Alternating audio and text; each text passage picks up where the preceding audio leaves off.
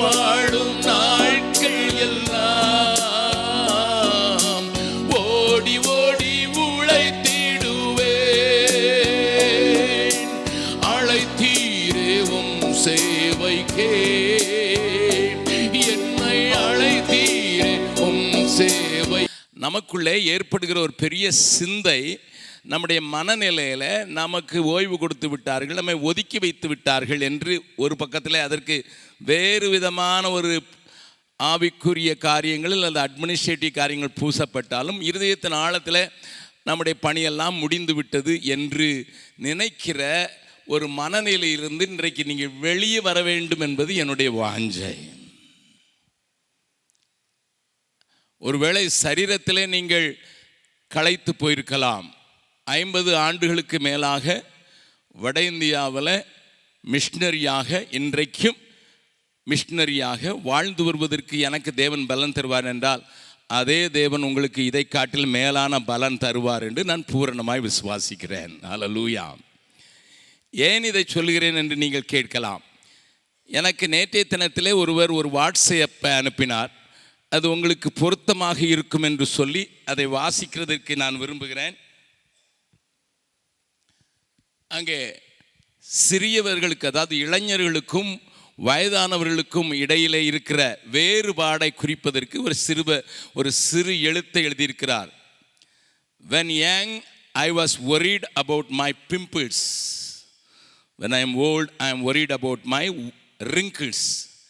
சிறியவனாக இருந்தபோது முகத்திலே காணப்படுகிற பருக்களை குறித்து நான் கவலைப்பட்டேன். பெரியவனான போதோ முகத்தில் ஏற்படுகிற சுருக்கங்களை குறித்து கவலைப்படுகிறேன். When I was young, I was waiting to hold someone's hand. நான் சிறியவனாக இருந்தபோது யாருடைய கையையாயிலும் பிடித்து கொள்ளலாம் என்று நான் யோசித்தேன். When old, I am waiting for someone to hold my hand. யாராவது ஒருத்தர் கையை பிடிச்சு கொஞ்சம் தூக்கி குட்டி கொண்டு விட மாட்டார்களா என்று யோசிக்கிறேன். When I was young, I hated being advised. நான் சிறிய இளைஞனாக இருந்தபோது யாரும் எனக்கு ஆலோசனை சொல்வதை நான் விரும்பவில்லை. When old, there is no one around to talk or advise.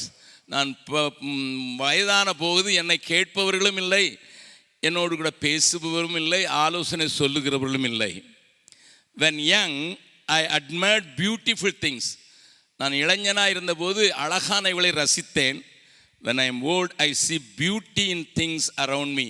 என்னை சுற்றி இருக்கிற எல்லாவற்றிலும் அழகை நான் ரசிக்க ஆரம்பித்து விட்டேன். When I was young, I felt I was eternal. நான் இளைஞனாக இருந்தபோது நான் ஏதோ ஒவ்வொரு நாளும் எங்கேயே வாழப்போகிறேன் என்று நினைத்தேன். When I am old, I know soon it will be my turn. நான் ஓல்ட் ஆகும்போது என்னைக்கு முடிய போதோ, நமக்கு இன்னொருத்தர் போயிட்டாருன்னு செய்தி வந்த உடனே அடுத்த டேர்ன் நான் தான் இருக்க வேண்டும் என்கிற எண்ணம் வந்து விடுகிறது. When I was young, I celebrated the moments. When I am old, I am cherishing my memories. நான் இளைஞனாக இருந்தபோது ஒவ்வொரு காரியங்களையும் நான் என்ஜாய் பண்ணினேன் அல்லது அவைகளை கொண்டாடினேன். ஆனால் பெரியவனான போது பழையவைகள், கொண்டாடப்பட்ட அவைகளை மாத்திரம் நினைத்து நான் மகிழ்கிறேன். When I was young, I found it difficult to wake up. வாலிபனாக இருக்கும்போது யாராவது எழுப்பி விட்டால் கோபமே வந்து விட்டது. When old, I find it difficult to sleep. இப்போ தூங்குறதுக்கு கஷ்டமாகி போயிடுச்சு. When I was young, I wanted to be a heartthrob. When old, I am worried when my heart will stop. வயதாகும் போது என்னுடைய இருதயம் நின்று விடுமோ என்று பயப்படுகிறேன்.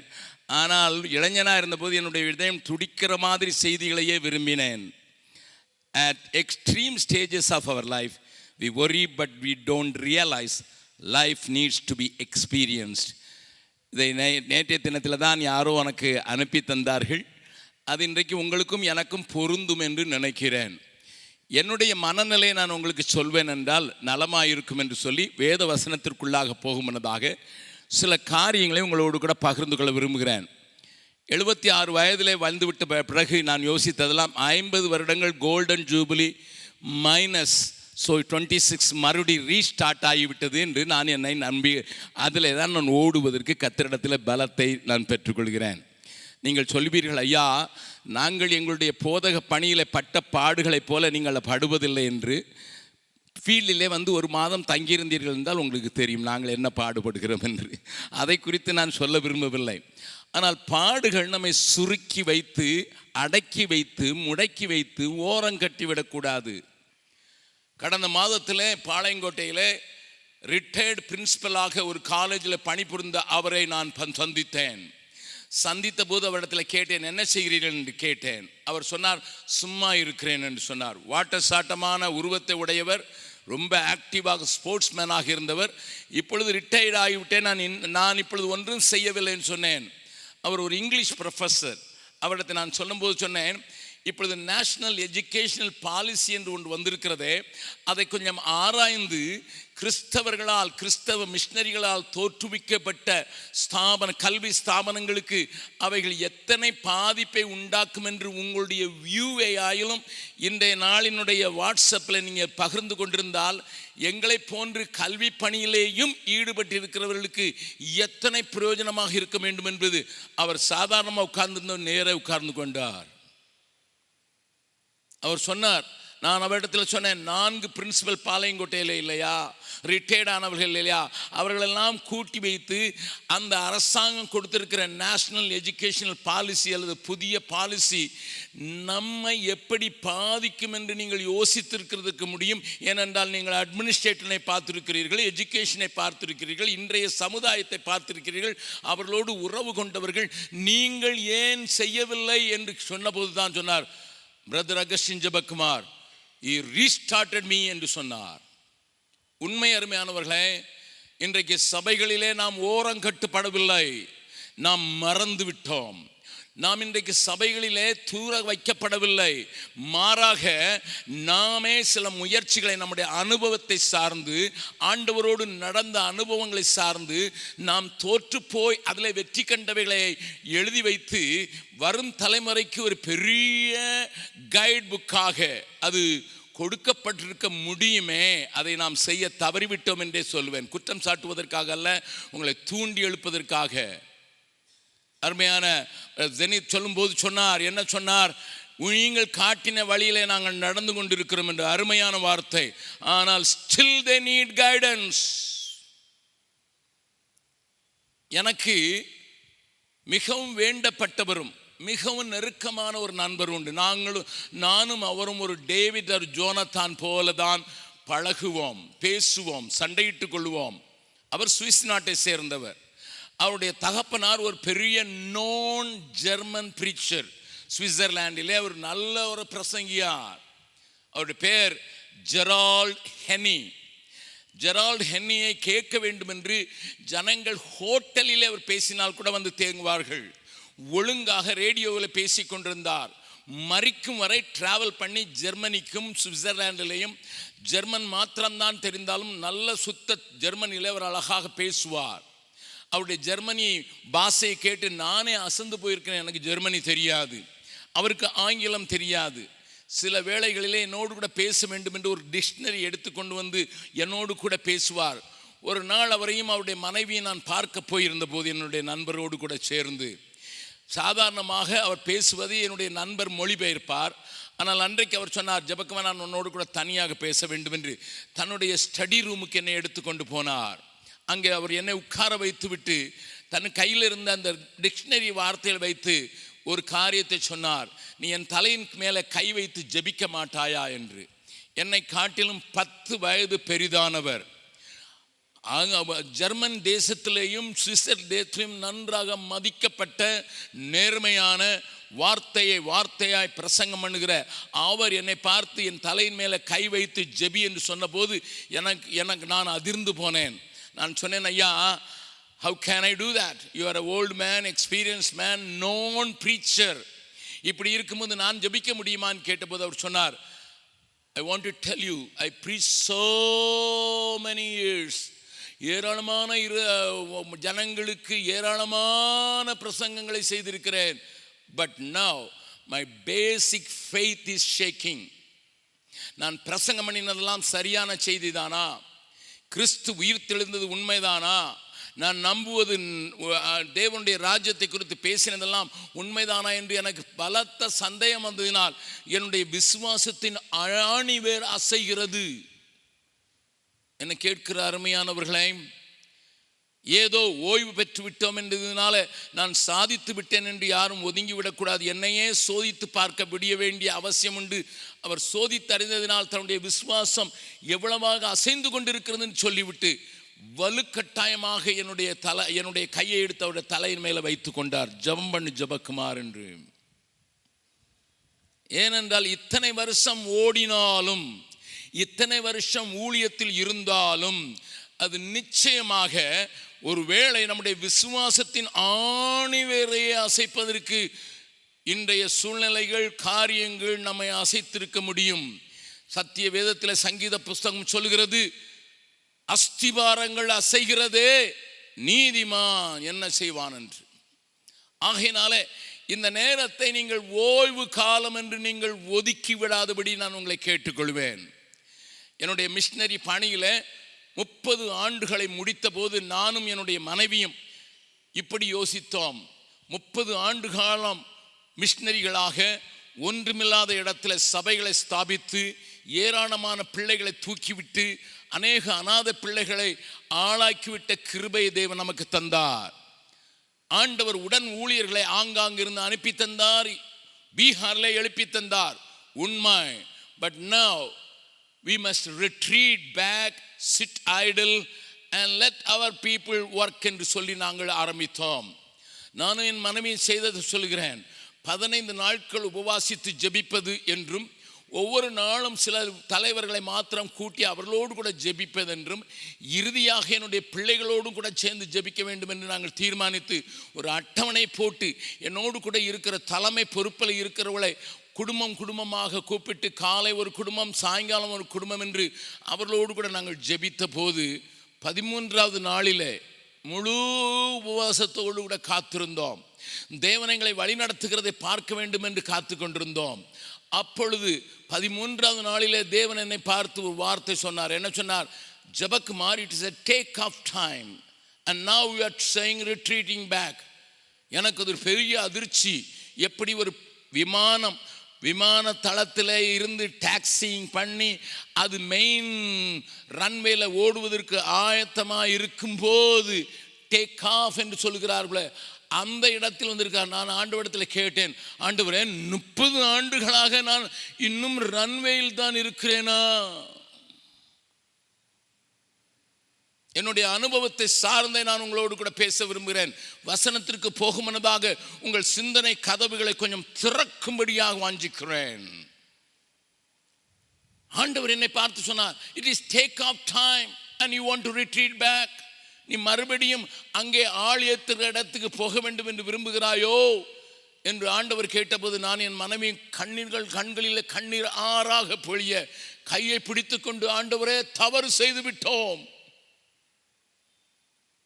உயிருள்ள நாட்கள் எல்லாம் ஓடி ஓடி உழைத்திடுவேன். உயிருள்ள நாட்கள் எல்லாம் ஓடி ஓடி உழைத்திடுவேன். அழைத்தீரே உம் சேவைக்கே, என்னை அழைத்தீரே உம் சேவைக்கே, அதை நான் மறப்பேனோ, அதை நான் மறப்பேனோ? எஜமானனே எஜமானனே, என் இயேசு ராஜனே, எஜமானனே எஜமானனே, என் இயேசு ராஜனே.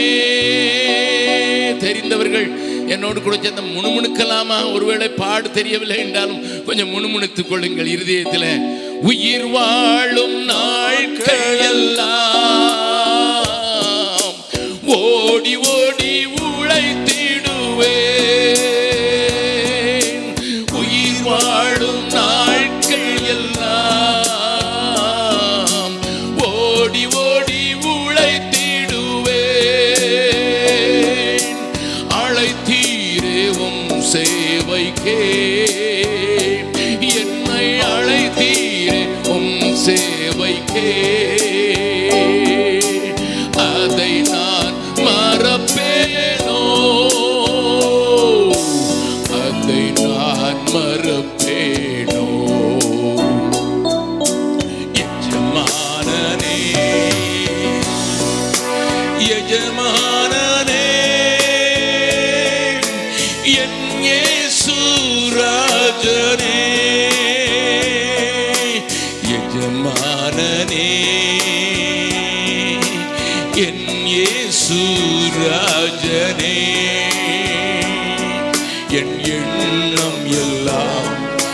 ஏக்கம் எல்லாம் உம் சித்தம் செய்வதுதானே.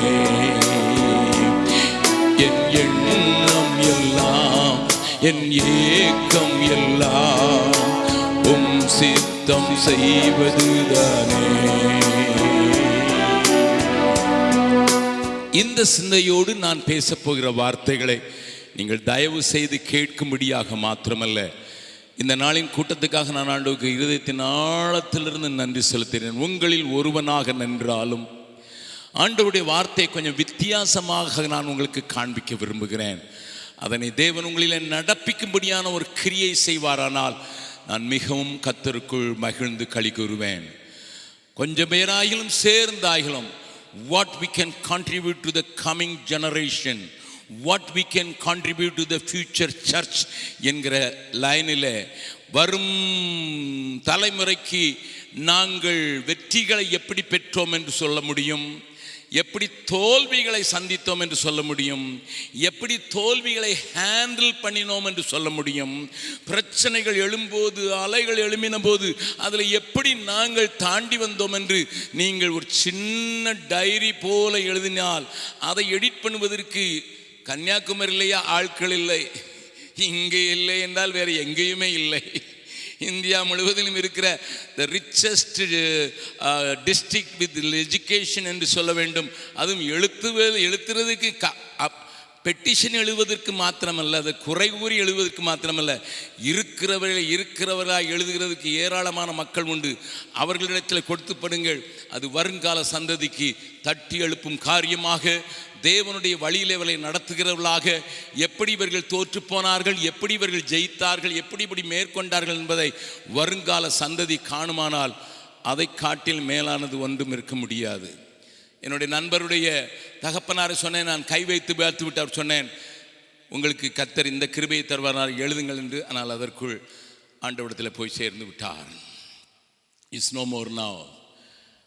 ஆகையினாலே நான் தருகிற இந்த காரியங்களை டயசிஸும் அதை சிந்திக்கும் என்று நினைக்கிறேன். There may be some forums, those who can contribute, really contribute to understand the present situation of this country. இந்த தேசத்தில் நடந்து கொண்டிருக்கிற அநேக சத்துருடைய உபாயங்களை புரிந்து கொண்டு, I am not talking about the enemies inside, I am talking about the enemies external, outside. வெளியே இருந்து எப்படிப்பட்ட காரியங்கள் உங்களுக்கு விரோதமாக, நமக்கு விரோதமாக, தேவ சபைக்கு விரோதமாக அவைகள் பிளான் பண்ணப்படுகிறது என்பதை புரிந்துகொண்டதோடு வரும் சந்ததியை எச்சரிக்கும்படியான வார்த்தைகளை வேத வசனத்தின் அடிப்படையிலும் உங்கள் அனுபவத்தின் அடிப்படையிலும் சொல்வீர்களானால் அது வருங்கால திருச்சபைக்கு மிகவும் பிரயோஜனமாக இருக்கும் என்று நான் விசுவாசிக்கிறேன். ஒரு காரியத்தை நான் உங்களுக்கு முதலாவது காண்பித்து கொடுத்து விட்டு நான் கொஞ்சம் ஆழமாக உங்கள் எடுத்து செல்ல விரும்புகிறேன். முதலாவது என்னோடு கூட சேர்ந்து திருப்புங்கள் 1 ராஜாக்களின் புஸ்தகம். 1 ராஜாக்களின் புஸ்தகத்தில் இங்கே ஒரு 2 ராஜாக்களின் புஸ்தகத்தில் எலிசா எலியாவை பார்த்து சொல்லுகிற வார்த்தையும், எலிசாவை பார்த்து இஸ்ரவேலின் ராஜா சொல்லுகிற ஒரு வார்த்தையை நான் உங்களுக்கு காண்பித்து கொடுக்க விரும்புகிறேன். 2 ராஜாக்கள் 2வது அதிகாரம் அங்கே 12வது வசனத்தை நான் உங்களுக்கு காண்பிக்கட்டும். ஏன் இந்த சந்தர்ப்பத்தை நான் உங்களுக்கு சொல்கிறேன்டா, Elijah is now leaving the service of God. எலியா தேவனுடைய ஊழியத்தை விட்டு எடுத்துக்கொள்ளப்படுகிற நேரத்திலே சொன்ன வார்த்தைகள், அந்த நடந்த சம்பவங்கள் உங்களுக்கும் எனக்கும் தெரியும். எலியா மரணத்தை காணாமல் எடுத்துக்கொள்ளப்பட்டான் என்பதை நீங்களும் பிரசங்கித்திருப்பீர்கள். அந்த நேரத்தில் நடந்த காரியத்தை நான் உங்களுக்கு சொல்ல விரும்புகிறேன். நீங்களும் நானும் அறிந்திருக்க வேண்டும். we are in the last leg of our life. நம்முடைய ஓட்டத்தினுடைய கடைசி சுற்று வட்டத்திலே ஓடிக்கொண்டிருக்கிறோம். அப்படிப்பட்டவர்கள் இப்படிப்பட்ட காரியங்களிலே கொஞ்சம் தியானம் செலுத்தினால் நலமாயிருக்கும். என்ன சொல்லப்பட்டிருக்கிறது பாருங்கள். 2 ராஜாக்கள் 2வது அதிகாரம் 12வது வசனத்தை நான் வாசிக்கிறேன். அதை எலிசா கண்டு, என் தகப்பனே, என் தகப்பனே, என் தகப்பனே, என் தகப்பனே, இஸ்ரவேலுக்கு ரதமும் குதிரை வீரருமாய் இருந்தவரே என்று புலம்பினான். போதும். எலிஷா என்று சொல்லப்படுகிற ஒரு சக்சஸர், எலியா என்று சொல்லப்படுகிற முன்னோடியை பார்த்து சொல்லுகிற ஒரு வார்த்தைகளை நீங்களும் நானும் நன்றாக அறிந்திருக்கிறோம். எப்படி அட்ரஸ் பண்ணுகிறான் பாருங்கள். என் தகப்பனே, என் தகப்பனே, இஸ்ரவேலுக்கு ரதமும் குதிரை வீரமாய் இருந்தவரே என்று புலம்புகிறான். ஆண்டவரினை வைத்த இடமும் கொடுத்த பொறுப்புகளும் சாதாரணமானவைகள் அல்ல. ஒருவேளை ரோமன் கத்தோலிக்க சபையிலே ஃபாதர் என்று அழைக்கிறார்கள். நாம் அப்படி அழைக்கப்படுவது இல்லைதான் என்றாலும் நாம் ஒரு தகப்பனாக செயல்பட வேண்டியதற்காக ஊழியர்களாக நியமிக்கப்பட்டவர்கள். Many don't have the heart of the father. That is why they are having the heart of an elder brother. ஆண்டவர் சொன்ன லூக்கா 15வது அதிகாரத்தில் காணப்படுகிறதுல ஒரு தகப்பனுக்கும் மூத்த மகனுக்கும் உள்ள வித்தியாசத்தை நீங்களும் போதித்திருப்பீர்கள். அதை ஞாபகப்படுத்த மாத்திரம் நான் விரும்புகிறேன்.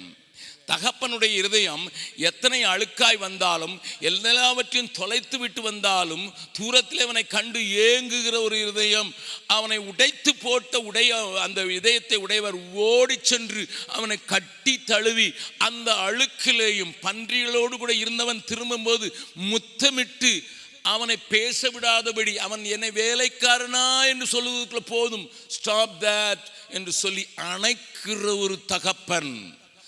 ஆனால் வந்தவனுக்கு விருந்து செய்து விட்டார் என்று கோபித்துக் கொண்டிருக்கிற மூத்த மகன்.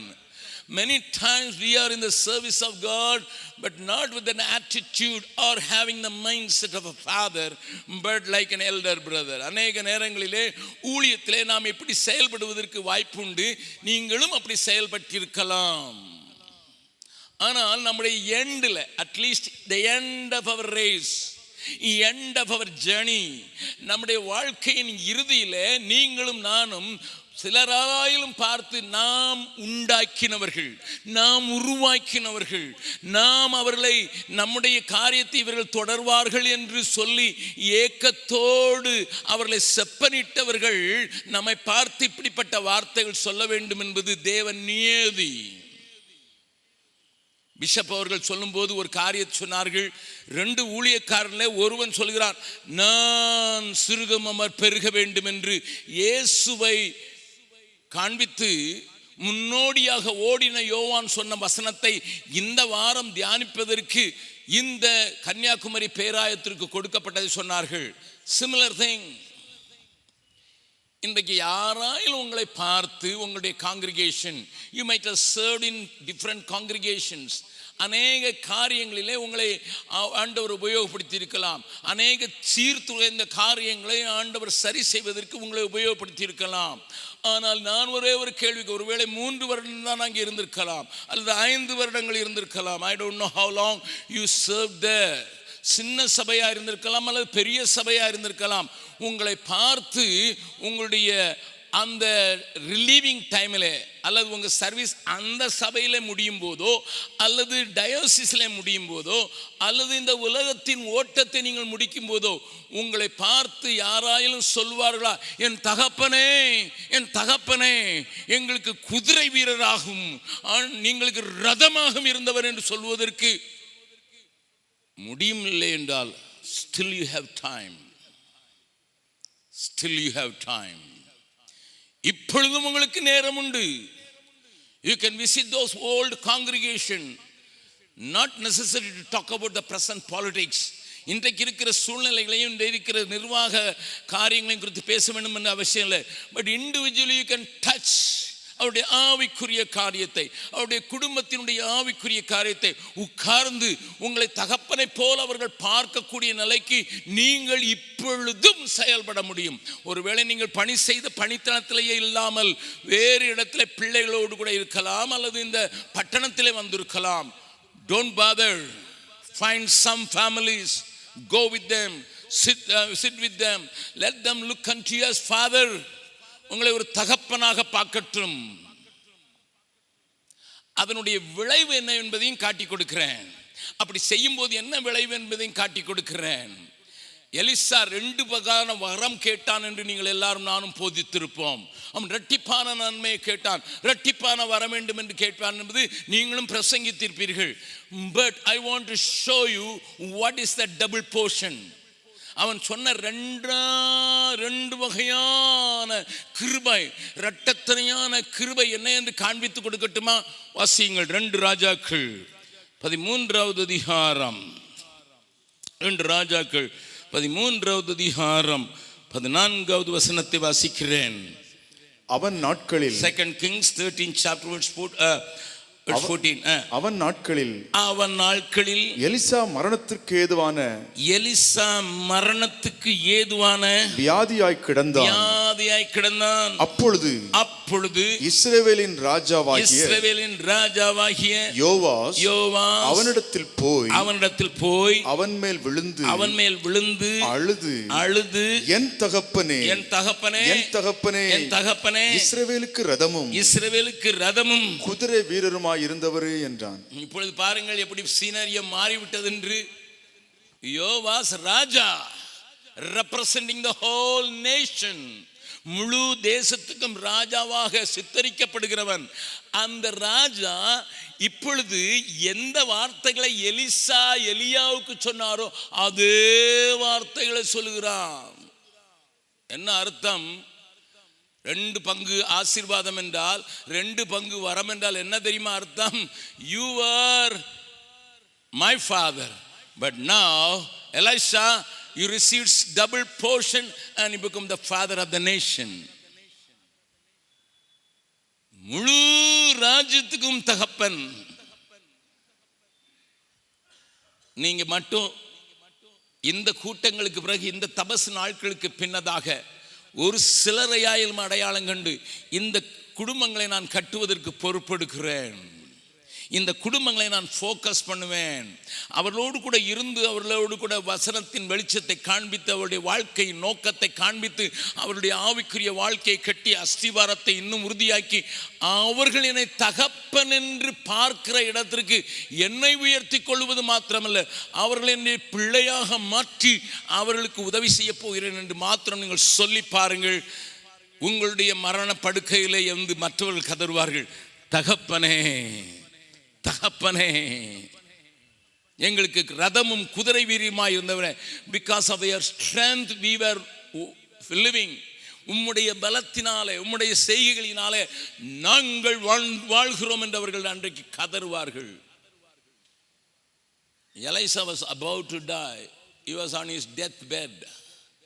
ராஜா வந்து அதே வார்த்தைகள் ஆண்டவர் சொல்லும்போது சொன்னாரே, எந்த அளவினால் அளக்கிறீர்களோ அந்த அளவினால் அளக்கப்படுவீர்கள். குலுக்குவார்கள், உங்களை அமைக்கி கொண்டு போடுவார்கள். When you play as a father, you will be a father of a nation. இந்த காலை வேளையில் கூடி வந்திருக்கிற உங்களோடு கூட தேவன் பேசுவாராக. நான் இங்கேயும் அங்கேயும் போவதற்கு பலன் இல்லாமல் இருக்கலாம், நோ ப்ராப்ளம். கர்த்தர் என்ன மாதிரி உங்களுக்கு வீல் கட்டாமல் இருக்கலாம், வாக்கிங் ஸ்டிக் கொடுத்துருக்கலாம், நோ ப்ராப்ளம். உங்களுடைய வியாதியோ, உங்களுடைய பலவீனமோ, உங்களுடைய சுகரோ, உங்களுடைய ப்ரெஷரோ உங்களை அதிக தூரம் நடக்க முடியல. ஆனால் இந்த நாட்களில் அதை காட்டிலும் ஒரு கருவி, நீங்கள் இருந்த இடத்துலேருந்து செயல்படுவதற்கு ஒரு கருவி உங்கள் கையில் கொடுக்கப்பட்டிருக்கிறது. எனக்கு இதில் ஒன்றும் தெரியாது, என் பேர பிள்ளைகளுக்கு தெரிகிறது, எனக்கு தெரியாது.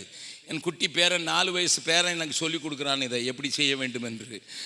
படிக்கிறது LKGனாலும் இதை சொல்லிக் கொடுக்குறான். எனக்கு ஒன்றும் தெரியாது, ஒன்று தெரியும், யாரையும் கூப்பிட தெரியும், யாருக்காவது ஒரு வாட்ஸ்அப் மெசேஜ் அனுப்ப தெரியும், ஒரு வாய்ஸ் மெயில் அனுப்ப தெரியும், ஒரு இமெயில் ரிசீவ் பண்ண தெரியும். This is sufficient. I use this phone only 5% of its usage. 5% மாத்திரம் தான் நான் இதை உபயோகப்படுத்துகிறேன். நீங்கள் பெரிய அலைந்து திரிந்து ஓடி ஆடிதான் ஊழியம் செய்ய வேண்டும்ங்கிற அவசியம் இல்லாதபடிக்கு டெக்னாலஜியை இன்றைக்கு வளர்த்து வைத்திருக்கிறாள். கொஞ்சம் படித்துக் கொள்ளுங்கள். பிச்சைக்காரன் கூட இப்பொழுது ஐயா ஜிபேல பே பண்ணுங்கள் என்று காட்டுகிறான். எங்கள் பீகாரில் ஆடு மேய்க்கிறவன் காதில் இயர்ஃபோன் போட்டுக்கொண்டு டவுன்லோட் பண்ணி அவன் அங்கே உட்கார்ந்து கொண்டு பாட்டு கேட்கிறான். ஆடு மேய்க்கிறவள் பள்ளிக்கூடத்துக்கே போக தெரியாது, பேர் எழுத தெரியாது, but she knows how to download a song and listen to it in the jungle. How much we understand the situation, what effectiveness I can bring even at this young age. அடிக்கடி இதை சொல்லியிருப்பீர்கள், முதிர் வயதிலும் கனி தந்து பசுமையும் புஷ்டியுமாய் இருப்பார்கள். Come on my brothers, come on my sisters. என்னுடைய மனைவி, அவளுடைய போராட்டம் இன்றைக்கு அதுதான். அவளுக்கு பார்க்கின்சன் வந்து விட்டது. வெள்ளூருக்கு கொண்டு வந்து டெஸ்ட் பண்ணின போது அவர்கள் என்னை பார்த்து, அந்த டாக்டர் சொன்னார்கள், டாக்டர் பென்னி சொன்னார், என்னை கூப்பிட்டு, அண்ணன், I am sorry to say, அக்காவுக்கு வந்திருக்கிறது பேட் பார்க்கின்சன். குட் பார்க்கின்சன்னா மருந்து கொடுக்கலாம், பேட் பார்க்கின்சனுக்கு மருந்தே கிடையாது. அவங்கள கம்ஃபர்டபுளாக வச்சிருங்க, அவ்வளோதான். அவளுக்கு எனக்கு ஒரு காஃபி போட தெரிய முடியாது, ஒரு டீ போட முடியாது, பட் நெவர் பாதர்ட். நல்லா கவனிங்க, ஒரு நாளில் 22 மணி நேரம் படுக்கையில் தான் இருக்க முடியுது. ஆனால் அவளுடைய ஆதங்கம் என்ன தெரியுமா? டாடி, நான் ஓடி ஓடி எத்தனையோ பேரை பயிற்சி கொடுத்தேனே, எத்தனையோ பேரை உருவாக்கினேனே, எத்தனையோ ஊழியங்களை செய்வதற்கு என்னுடைய சகோதரிகளோடு கூட நான் ஓடி ஓடி திரிந்தேனே, இப்பொழுது படுத்து விட்டேன். இதுதான் அவளுடைய பெரிய ஆதங்கம். நான் அவளுக்கு என்ன சொன்னேன் தெரியுமா? You raised people come here to meet their mother. நீ அவர்களுக்காக ஜெபம் பண்ணு. நீ அநேகருக்கு தாயாகி போனவள். தெபோராள் படிக்கிறாள், என்ன பாட்டு படிக்கிறாள்? இஸ்ரவேலில் நான் தாயாக எழும்பும் அளவும் கிராமங்கள் பாய்தாயின. சகோதரிமாரே, நீங்கள் ஐயர் அவர்களோடு கூட அல்லது போதகரோடு கூட இணைந்து ஓடினீர்கள். அன்றைக்கு கஷ்டங்கள், நஷ்டங்கள், துக்கங்கள், பாடுகள் எல்லாவற்றையும் சகித்திருக்கலாம். உங்களை குறித்து மற்றவர்கள் தவறாகவே பேசியிருக்கலாம். ஐயரா சொல்றாரு, இல்லைன்னா போதகரா சொல்றாரு, இந்த அம்மா பின்னால் இருந்து கீ கொடுக்குன்னு உங்களை சொல்லியிருப்பாங்க. என்னைய சொல்லலையா? But don't father. நீ தாயாக எழும்பும் அளவும் கிராமங்கள் பாழாகித்தான் இருக்கும். பிள்ளைகளுடைய வாழ்க்கை, அநேகருடைய வாழ்க்கை இன்றைக்கு கன்னியாகுமரியிலே இருக்கிற கிறிஸ்தவ குடும்பங்களைப் போல சிதைந்த வாழ்க்கை எங்கும் இல்லை என்பதை நான் சொல்லுவேன். I receive lot of messages from broken families. வெளிநாட்டில் தான் இருக்கிறாங்க, நிறைய சம்பாதிக்கிறாங்க, ஆனால் ஒன்றா இருக்க முடியல. ஒரே சண்டை, ஒரே டிவோர்ஸ். ஒரு வீட்டுக்குள்ளே போனால் 3 பேர், 3 பொம்பளை பிள்ளைங்க வச்சுருக்காங்க, 3 பேரும் divorce. Why? Come on, rise up. It is time for you to rise up as mothers. இருந்த இடத்துல கொண்டு நீங்கள் வேலை செய்யலாம். That's what my wife does now. அவளை யாராவது கூப்பிட்டாங்கன்னா, எப்படி இருக்கிற, உன் ஒய்ஃப், உன் ஹஸ்பண்டை எப்படி பேசுகிற, உன் பிள்ளைங்களை எப்படி நடத்துகிறேன்னு பேச ஆரம்பித்திருக்கிறாள். I am so glad about that, even though she is bedridden. சிந்தித்து பாருங்கள். முதிர் வயதிலும் கனிதந்து, முதிர் வயதிலும் பசுமையும் புஷ்டியுமாய் இருப்பார்கள் என்பதற்கு என்னுடைய தாத்தா பாட்டிக்கு கிடைக்காத சிலாக்கியம் உங்களுக்கும் எனக்கும் கையளிக்கப்பட்டிருக்கிறது. அநேக நேரங்களில் வீடியோ காலில் தூரத்தில் இருக்க மகனோடு கூட பார்த்து பிள்ளைங்களை கொஞ்சிறதுக்கு படித்திருக்கலாம். Praise the Lord for it. But don't stop there. Purposely உங்களுக்கு தெரிந்த, நீங்கள் ஒருவேளை 4 சபைகளில் வேலை செய்து கொண்டிருந்திருக்கலாம், அல்லது 7 சபைகளில் வேலை செய்யலாம். அங்கே இருக்கிற உங்களோடு கூட உங்களை புரிந்து கொள்கிற ஒரு குடும்பத்தை நீங்கள் கொஞ்சமாக மென்டர் பண்ணி, அவர்கள் தகப்பனே இன்று உங்களை பார்க்கத்தக்கதான இடத்திற்கு உங்களை உயர்த்தி கொள்ளும்படியாக நான் கரங்கூப்பி காலில் விழுந்து கேட்கிறேன். We need the right counselors who can give a counseling to your sheep. இன்றைக்கு இருக்கிற போதகருக்கு இருக்கிற வேலை பத்தாதா? அட்மினிஸ்ட்ரேஷன் பண்ணணும், கூட்டம் நடத்தணும், அதுலேயே அவருக்கு பெய்யுது. But the real counseling is missing in the churches today, even though there are so many people retired and sitting silent. You can be a good counselor. இந்த டயசிஸ் ஒரு பெரிய கவுன்சிலிங் சென்டரை உண்டாக்கி 10 நாள் வந்து ஒரு மாதத்தில் 10 நாள் மட்டும் வாங்க, 2 மணி நேரம் வாங்கன்னு சொன்னி எல்லாரையும் என்கேஜ் பண்ணி அவங்களுக்கு ஒரு டீயையும் கொடுத்து அல்லது ஒரு காரையும் அதுக்குன்னு வச்சு, அந்த ஒரு கவுன்சிலிங் டிபார்ட்மெண்ட்டுக்கு ஒரு கார் வாங்குறது கன்னியாகுமரி டயசிஸுக்கு எளிதான காரியம் தானே. வாங்கி அதை காட்டும் வச்சு இவரை இந்த 2 மணி நேரத்துக்கு கூட்டும் ஃபோனில் உட்காந்து யாராவது கவுன்சிலிங் வாங்கினா இங்கே வந்து இவர்கிட்ட கேளுங்க, ஃபோனில் கேளுங்கன்னு சொன்னால் கூட எத்தனை குடும்பங்கள் இன்றைக்கு ஆசீர்வதிக்கப்பட முடியும்? I praise God for the initiative taken. அநேக காரியங்கள் இனிஷியேட்டிவ் பண்ணப்பட்டிருக்கிறது. இந்த கூட்டங்கள் முழு உலகத்திற்கும் போய்விட வேண்டும். அன்றைக்கு ஜெனித் வந்து என்னோடு கூட பேசும்போது ரெவரன் சொல்லும்போது சொன்னார், என்ன சொன்னார்? 25 சேனலில் போகுது. எல்லா நாட்டில் இருக்கிற எங்கள் சபையை சேர்ந்தவங்க எங்கள் மக்கள் அங்கங்கே இருக்கிறாங்க. அவங்க உடனே இல்லையா லைவில் பார்க்கணும், நாங்கள் லைவில் போடுறோன்னு சொன்னார். If that can be done, why not you get connected? ஏன் ஐயா செய்ய முடியாது? ஏன் செய்ய முடியாது? why don't you act as a diocese to think in that direction? ஒரு கார், ஒரு ரூம், அதில் 2 ஃபோனை மட்டும் வச்சுருந்தா போதுமே. அவங்க கவுன்சில் கேட்குறாங்க, இந்த கவுன்சிலிங் இந்த நேரத்தில் இவர் அவைலபிள்னு சொன்னால் அவங்க உங்களை தகப்பனாக பார்ப்பதற்கு எத்தனை வாய்ப்புகள் உண்டு. come on, look into the opportunities. ஒரு எலிசாவை தான் தயார் பண்ணா. எலிசா ஒன்றும் சாஃப்ட் ஸ்போக்கனில் உங்களுக்கு தெரியும். காணிக்க கொடுத்தானா போடா வேண்டான்றான். நாகமான்ட்ட ஃபாரின் விசிட்டர்ஸே காணிக்க வாங்காத ஆள். ஆமாம், வெளியே வந்திருக்கிறான், ஒரு கேப்டன் வந்திருக்கான்னு வீட்டை விட்டு வெளியே வந்து கூட பார்க்க மாட்டான். மொட்டை தலையான்னு யாராவது சொன்னான்னா உடனே கரடியை கூப்பிட்டு வச்சு கொஞ்சம் டீச் தேம் லெசன்னு சொல்கிற கூட அவ்வளோ முரட்டாட்டமான எலிசா தான்.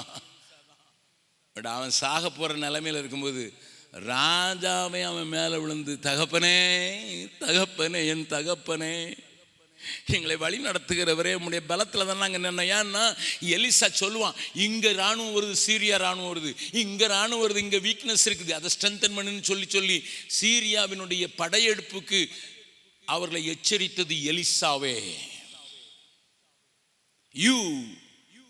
இந்த சபைக்கு, இன்றைக்கு திருச்சபைக்கு, இன்றைக்கு இருக்கிற காரியங்களுக்கு இன்றைய அரசாங்கமும் இன்றைய அமைப்புகளும் எத்தனையாய் பிளான் பண்ணுகிறார்கள் என்பதை சொல்லிக் கொடுக்க வேண்டியது உங்களுடைய பொறுப்பு. Rise up as fathers, rise up as mothers. ஓன மட்டும் ஓடிட்டோம், சம்பளம் கொடுத்தானுங்க, இப்போ ரிட்டையர்மெண்ட் தான் கிடைக்குது, இன்னும் கொஞ்சம் தேவை இருக்கத்தான் செய்யுது. நான் சாகிறதுக்குள்ளே 2 ரூம் போட்டு சாகலான்னு நினச்சேன். வீட்டில் கல்லறை தான் கட்டுறது காசு இருக்குது. Stop that thinking. நான் என்னுடைய பிள்ளைகளுக்கும் என்னுடைய ஊழியக்காரர்களுக்கும் சொல்லியிருக்கேன், என்னுடைய ஊழியக்காரரை வச்சு தான் சொல்லியிருக்கேன், I may not have a grave, I may not have a tomb. எனக்கு ஒன்றும் கல்லெல்லாம் வைக்க வேண்டிய அவசியம் இல்லை, கல்லறை எல்லாம் போகலாம். அதோனிராம் ஜட்சனுக்கு எங்கேயா கல்லறை? கடலில் தூக்கி போட்டு பதிச்சாங்களே. Where is that? வில்லியம் ஆல்ட்டுங்கிற ஒருத்தருடைய கல்லறை பானை அங்கே இலங்கையில் பயங்கரமான ஒரு மிஷினரி, மெத்தடிஸ்ட் மிஷினரி, கல்லறை கேட்டால் விற்றுட்டாங்கன்னுங்கிறாரு. கல்லறையே விற்றுருக்காங்க. அட பாவிகளா! In Sri Lanka it happen. I was seeing with my Rhenius ஐயருடைய கல்லறையை நான் பார்க்கும்போது அது இருந்த நிலமை பரதாமல் இருக்குது. இப்போ கொஞ்சம் மாலைகள்லாம் போட்டு வச்சுருக்காங்க. Who bothers about the tomb? Build somebody. Kanyakumari, Tirunelveli, Thoothukudi மாவட்டத்தில் உள்ளவங்களுக்கு என் காலத்தில் இது கட்டினது. ஏன்னா எங்கள் மாமனார் அப்படி தான், கோபுரம் கட்டினது என் காலத்தில் கட்டினதுன்னு சொல்லுவார் அவங்க ஊரில். ஆமாம், என் காலத்தில் 180 அடி கட்டினோன்னு சொல்லுவார். Praise the Lord. அதை காட்டிலும் how many families are being built up by you who can call you father? சரி, கடந்ததெல்லாம் மறந்துடுவோம். ஆனால் கொஞ்சம் பயத்தெல்லாம் எடுத்து வெளியே போட்டு, மரண பயத்தெல்லாம் எடுத்து போட்டு போகிறதுக்குள்ளே எதையாவது சாதிச்சுட்டு போகணுன்னு இன்றைக்கி இந்த கூட்டத்தில் தீர்மானம் பண்ணிட்டீங்கன்னா I would be the happiest person. ஒரு சின்ன நகட் நியூஸ் சொல்லட்டுமா? 2019 ஆண்டு, 2-3 ஆண்டுகளுக்கு முன்னதாக லித்தேனியம் பேட்டரியை கண்டுபிடித்த 2 விஞ்ஞானிகளுக்கு நோபல் பிரைஸ் கிடைத்தது. 2019 lithium battery which can save the energy and release when it is needed. அதை கண்டுபிடித்த 2 விஞ்ஞானிகளுக்கு சேர்ந்து நோபல் பிரைஸ், உலகத்திலேயே அதிகமான உயர்ந்த மதிப்புக்குரிய நோபல் பிரைஸ் கொடுக்கப்பட்டது. அதில் ஒருவருடைய பெயர் சொல்லட்டுமா? நான் John Goodenough. John B Goodenough. நல்ல பெயர், குட்எனஃப். அவருக்கு வயசு என்ன தெரியுமா? நோபல் பிரைஸ் வாங்கும்போது 97. இந்த நியூஸை சேகரிக்கிறதுக்கு போனவர் எங்கே போய் பார்த்தார் தெரியுமா? லேபரேட்டரியில். He was in the laboratory. அவர் கேட்டார், என்ன இன்னும் லேபரேட்டரிக்குன்னு? I am not old enough to go அவுட்னாரு. உங்கள் பேர் என்னையா? Goodenough. அம்மா அப்பா பிறக்கும் போதே சரியான பேர் கொடுத்துருக்குறாங்க, குட் எனஃப். கொஞ்சம் யோசித்து பாருங்க.